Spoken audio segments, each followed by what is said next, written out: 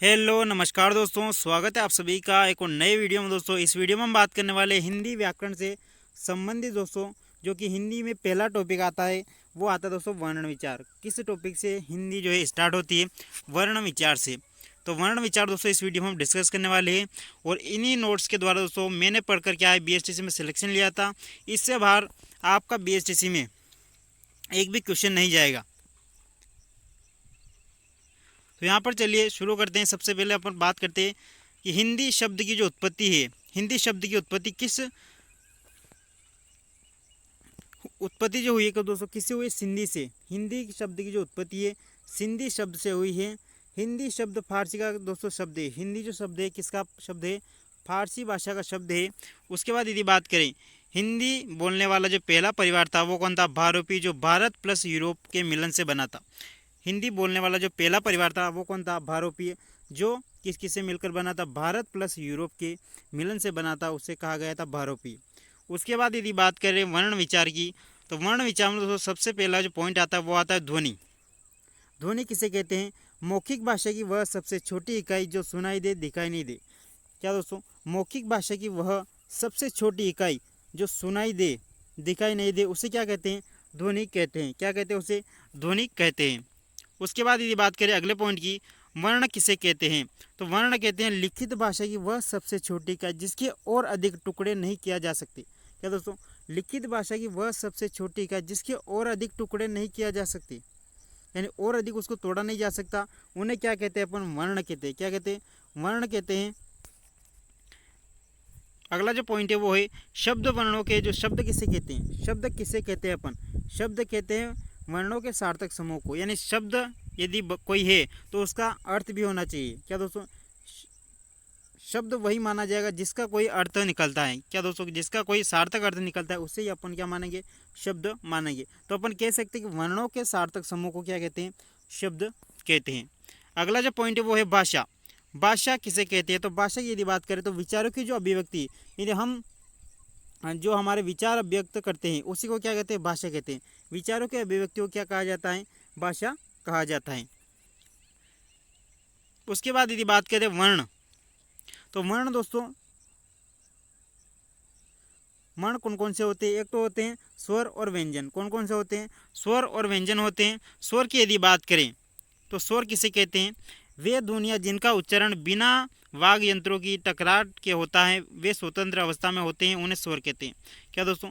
वे ध्वनियाँ जिनका उच्चारण बिना किसी वाग यंत्रों के टकराट के होता है, वे स्वतंत्र अवस्था में होते हैं, उन्हें क्या कहते हैं? स्वर कहते हैं। यानी स्वरों की यदि बात करें तो स्वर का उच्चारण, यदि बात करें स्वर का उच्चारण आप करके देखिए, जैसे अ का उच्चारण करके देखिए, इसमें केवल क्या है? अ की साउंड आ रही है। इसके अलावा कोई अन्य ना तो कोई स्वर आ रहा है ना ही कोई व्यंजन इसमें आ रहा है।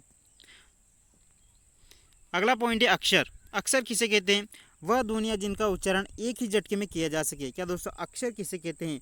वह ध्वनियाँ जिनका उच्चारण एक ही झटके में किया जाता है, उन्हें क्या कहते हैं? अपन अक्षर उन्हें कहेंगे। उसके बाद यदि बात करें वर्णों के भेद की, तो कितने प्रकार के होते हैं? होते हैं स्वर और व्यंजन। कौन से दोस्तों? स्वर और व्यंजन है। स्वरों की यदि बात करें तो स्वर कितने होते हैं? यहाँ पर देखिए स्वर होते हैं अ आ ई उ री ए ऐ ओ औ अंग और अह। ये सब क्या दोस्तों? ये स्वर होते हैं। इन्हें क्या कहते हैं? अपन स्वर कहते हैं। लिपि की यदि बात करें तो लिपि कौन सी हो जाएगी अपनी? देवनागरी लिपि। कौन सी दोस्तों? देवनागरी लिपि अपन की है। अगर बात करें किसकी, यहाँ पर स्वरों में काउंट होते हैं दोस्तों अंग और अह। इन्हें क्या कहते हैं? अंग और अह जो आते हैं स्वर में, इनको काउंट किया जाता है, इनको कहते हैं अयोगवा। क्या कहा जाता है? अंग और अह जो है इन दोनों को अयोगवा कहा जाता है। इनकी दोस्तों स्वरों में क्या है? इनकी काउंटिंग नहीं होती। क्या दोस्तों? इनकी स्वरों में इनकी क्या होती है?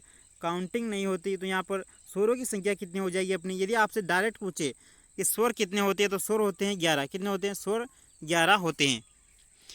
अगला पॉइंट देखिए, प्रत्येक स्वर के ऊपर दोस्तों मात्रा होती है। प्रत्येक जो स्वर होता है उसके ऊपर मात्रा होती है, पर कुछ पर दिखाई देती है, कुछ पर नहीं दिखाई देती। यदि बात करें यदि बात करें अ स्वर की दोस्तों कोई मात्रा नहीं होती, इसकी कोई मात्रा नहीं होती, जबकि अन्य स्वरों की क्या होती हैं? सभी में मात्रा होती है। अ की यदि बात करें तो अ को और क्या कहा जाता है, उदासीन स्वर भी कहा जाता है। क्या कहा जाता है, उदासीन स्वर भी अ को कहा जाता है। तो यहाँ पर दोस्तों बात करें गूंज या वर्णों के आधार पर, गूंज या वर्णों के आधार पर वर्णों के कितने भेद होते हैं, तो गूंज के आधार पर कितने भेद माने जाते हैं, सघोष। कितना दोस्तों, दो भेद माने जाते हैं, सघोष और अघोष। गूंज के आधार पर यदि आपसे पूछे तो होते हैं कितने, सघोष माने जाते हैं और एक माने जाते हैं अघोष।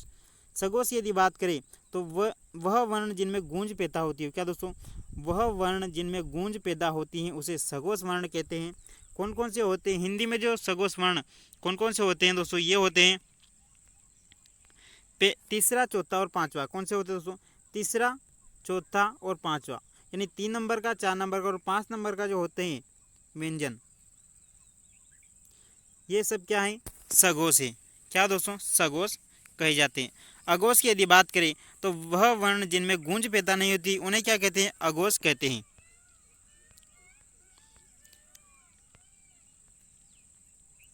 और यहाँ पर सघोष की यदि बात करें दोस्तों, सघोष में काउंट किया जाता है, यर लव को भी काउंट किया जाता है। क्या कहा जाता है, यर लव को भी क्या है, सघोष में काउंट किया जाता है। इनकी संख्या की यदि बात करें कितने दोस्तों, सघोष जो होते हैं इनकी संख्या कितनी होती है, 31। कितनी होती है, 31। ये आपको दोस्तों ध्यान नहीं रखना क्योंकि एग्जाम में ऐसा पूछा नहीं जाता है। केवल आपको डायरेक्ट पूछ सकता है कि हिंदी व्याकरण में स्वरों की संख्या कितनी है, या फिर बहुत आसान से आपसे क्वेश्चन यहाँ से पूछे जाएंगे। तो यहाँ पर आप देख सकते हैं कौन कौन से वर्ण सघोष होते हैं, तीसरा, चौथा और पांचवा। क वर्ग जो होता है दोस्तों, क ख ग होता है, उसमें यदि बात करें तो तीसरे नंबर पर आता है ग, चौथे पर आता है घ और यहाँ पर पांचवें पर आता है य। तो सघोष कौन कौन से हो जाएंगे, तीसरा, चौथा और पांचवा, ये क्या है, सघोष वर्ण कहलाते हैं। अगले यदि बात करें अघोष वर्ण की तो अघोष वर्ण कौन से बच गए अपने, पहला और दूसरा। कौन से बच गए, पहला और दूसरा। जैसे कि यदि बात करें क ख हो गया, च छ ट ठ त थ, ये सब क्या है, ये सब है दोस्तों अघोष। क्या है, अघोष है। इनकी संख्या की यदि बात करें तो इनकी संख्या कितनी होती है, 31 का उल्टा कितना होता है, 13। कितना होता है, 31 का उल्टा आपको ध्यान रखना है 13 होता है। तो 13 इनकी संख्या होती है। किनकी, अघोष वर्णों की जो संख्या होती है वो होती है 13। कितनी होती है, 13 इनकी संख्या होती है। यदि बात करें श्वास के आधार पर तो श्वास के आधार पर दोस्तों वर्णों को कितने भेदों में बांटा जाता है, तो यहाँ पर बांटा जाता है दो में। कितने, दो भेद यहाँ पर किए जाते हैं श्वास के आधार पर, अल्प प्राण और महाप्राण। कितने दोस्तों, अल्प प्राण और महाप्राण आपको ध्यान में रखना है। अल्प प्राण की यदि बात करें तो इनकी संख्या 30 होती है। और कौन कौन से होते हैं, तो पहला, तीसरा और पांचवा। कौन कौन से होते हैं, पहला, तीसरा और पांचवा क्या कहलाते हैं, अल्प प्राण कहलाते हैं। उसके बाद यदि बात करें महाप्राण की तो इनकी संख्या 24 होती है। और महाप्राण की यदि बात करें, क्या दोस्तों, इनकी संख्या यदि बात करें तो कौन कौन से वर्ण बच के अपने, दूसरा व चौथा वर्ण क्या है, महाप्राण कहलाता है। दूसरा और चौथा जो वर्ण है महाप्राण कहलाता है। यानी इनके उच्चारण में दोस्तों अपन को क्या है, ज़्यादा टाइम लगता है, इसी कारण इन्हें महाप्राण कहा जाता है। और यदि बात करें अल्प प्राण की तो इनके उच्चारण में कम टाइम लगता है, इसी कारण इन्हें क्या कहा जाता है, अल्प प्राण कहा जाता है। जैसे यहाँ पर अल्प प्राण की यदि बात करें तो ख हो गया, जो क वर्ग है उसमें आता है ख घ। छ की यदि बात करें च वर्ग में छ आ गया और ज। इस प्रकार दोस्तों ये क्या कहलाते हैं, महाप्राण कहलाते हैं। अगला देखते हैं व्यंजन। उच्चारण स्थान पर दोस्तों व्यंजन कितने प्रकार के होते हैं। व्यंजनों की यदि बात करें तो उच्चारण स्थान के आधार पर यहीं से आपसे क्वेश्चन पूछने की दोस्तों 100% संभावना यहीं से रहती है। और यहीं से आपके क्वेश्चन पूछे जाएंगे तो यहीं से बनेंगे, और कहीं से आपसे क्वेश्चन संभावना नहीं रहती, क्योंकि यहीं से आपसे जो क्वेश्चन दोस्तों 100% बनाने की क्या रहती है, गारंटी है। और यहीं से यदि क्वेश्चन पूछता है एग्जामिनर तो यहीं से आपसे पूछेगा, इतना हार्ड यहाँ पर जो क्वेश्चन नहीं पूछे जाएंगे। तो यहाँ पर देखिए व्यंजन, व्यंजनों की यदि बात करें उच्चारण स्थान के आधार पर कौन कौन से होते हैं, तो कंठ। क्या दोस्तों, पहला जो होता है वो होता है कंठ, यानी क वर्ग जो होता है, क वर्ग, इनका उच्चारण कहाँ से किया जाता है, आप करके देखिए, क ख ग घ और कौन सा दोस्तों, ह, इनका जो उच्चारण किया जाता है अपना जो है कंठ है दोस्तों, कंठ के द्वारा इनका उच्चारण किया जाता है, इसीलिए इन्हें क्या कहा जाता है, कंठ। यानी जहाँ से इनका उच्चारण किया जाता है वहीं से इनको नाम दिया गया है।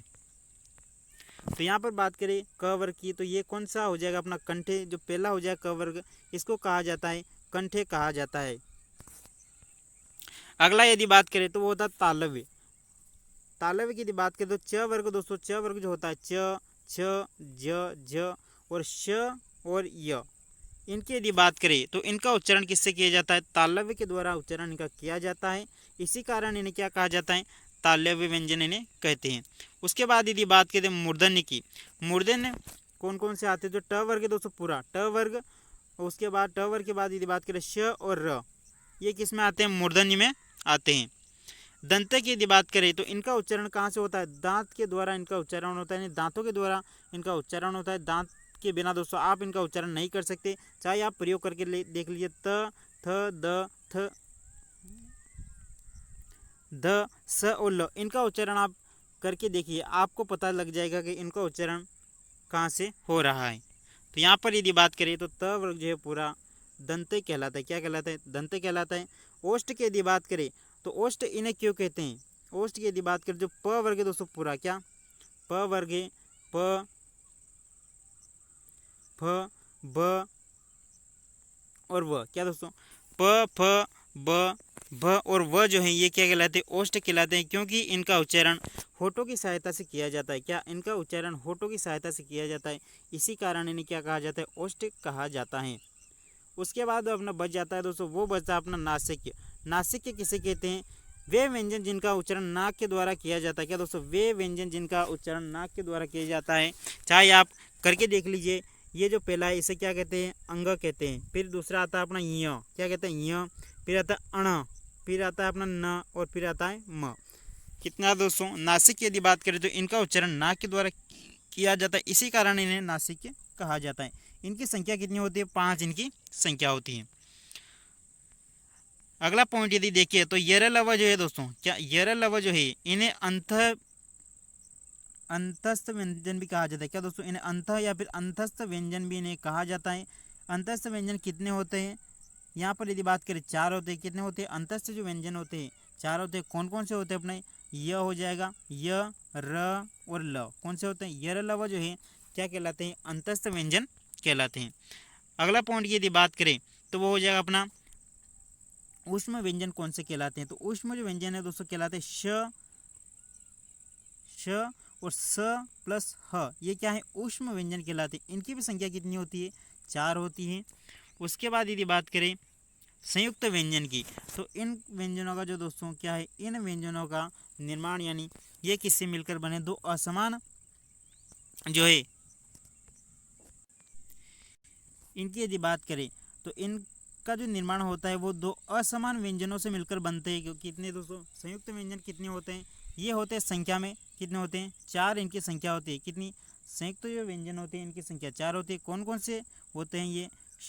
क्ष, त्र, ज्ञ और होता है अपना श्र। क्या दोस्तों? श्र भी काउंट किया जाता है। और इन्हें क्या कहते हैं? अपन संयुक्त व्यंजन कहते हैं। क्यों कहते हैं इन्हें संयुक्त व्यंजन? क्योंकि इनका निर्माण जो है दो अलग अलग व्यंजनों से मिलकर बन होता है, इसी कारण इनसे क्या कहते हैं? संयुक्त व्यंजन इन्हें कहा जाता है। पर आप देख सकते हैं कि संयुक्त व्यंजन किन्हें कहते हैं? वे व्यंजन जो किन्हीं दो असमान व्यंजनों से मिलकर बने हैं उन्हें क्या कहते हैं? अपन संयुक्त व्यंजन कहते हैं। जैसे यहाँ पर आप देख लीजिए जो श बना है किससे मिलकर बना है? इसमें साउंड किसकी आ रही है? क। किससे मिलकर बना है दोस्तों?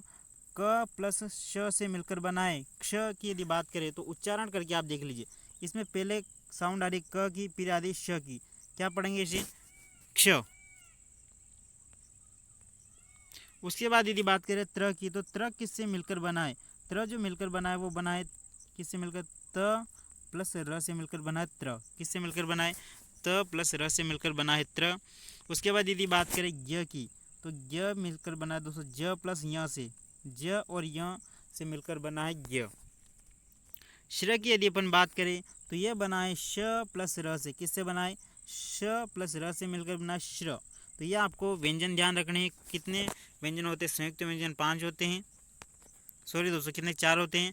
और अंतस्थ कितने होते हैं? ये भी 4 होते हैं। स्वरों की यदि बात करें तो स्वरों की संख्या कितनी होती है? 11 होती है। कितनी होती है? स्वरों की जो संख्या होती है वो 11 होती है। अगर यदि बात करें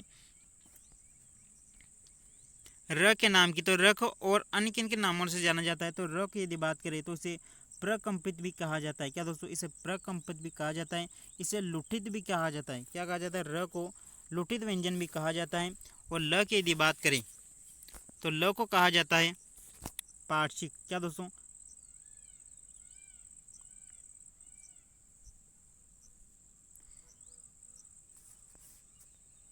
अगले यदि बात करें अगले पॉइंट की तो र, ल, स, न और ज, इनको क्या कहा जाता है? इन्हें वत्सर्य कहा जाता है। क्या कहा जाता है दोस्तों? क्या कहा जाता है? इन्हें वत्सर्य इन्हें कहा जाता है।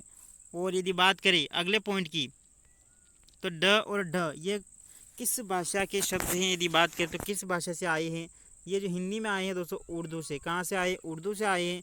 इन्हें क्या कहा जाता है? इन्हें ताड़न जात कहा जाता है या फिर पीटना इन्हें कहा जाता है। उत्सिक्त क्या कहा जाता है दोस्तों? उत्सिक्त इन्हें कहा जाता है, जिसका अर्थ क्या होता है? फेंकना। और द्विगु भी इन्हें कहा जाता है। तो ये दोस्तों आपके वर्ण विचार की क्लास, इसकी दोस्तों पीडीएफ जो है मैं आपको जो है व्हाट्सएप ग्रुप बना रखा है उसमें शेयर कर दूंगा। और यदि कोई ज्वाइन करना चाहते हैं व्हाट्सएप ग्रुप तो मैं जो नीचे लिंक है डिस्क्रिप्शन में व्हाट्सएप लिंक ग्रुप का जो लिंक है दोस्तों वो प्रोवाइड करा दूंगा। और यदि आपको वीडियो पसंद आए तो वीडियो को लाइक कर दीजिए, चैनल को सब्सक्राइब कर दीजिए। और दोस्तों इससे बाहर आपका क्वेश्चन नहीं जाएगा। यदि आप इसको 2-3 बार पढ़ लेंगे तो आराम से आपका सिलेक्शन होने से कोई नहीं रोक सकता।